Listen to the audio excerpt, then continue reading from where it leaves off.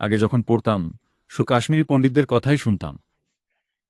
এই ভয়াবহ গণহত্যা সংঘটিত হয়েছিল ১৯৯৩ সালে, যা মাত্র ১ বছরের একটি স্বল্প সময়ের মধ্যেই ঘটেছিল। আসলে যা ঘটেছে, আমি আমার সমস্ত গবেষণা করার পর আমি যে সামান্য কাজ করেছি।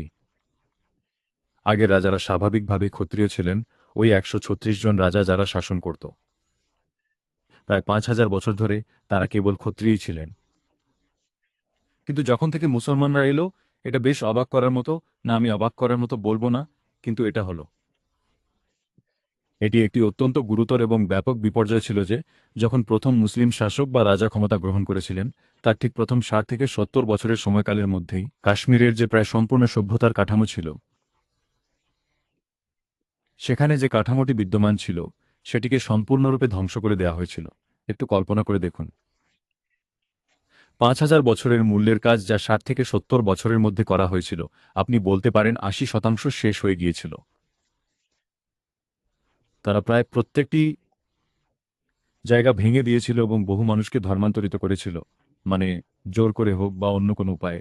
তো প্রকৃতপক্ষে শেষে যা ঘটেছিল, একমাত্র যে সমস্ত লোকেরা প্রতিরোধ করেছিল,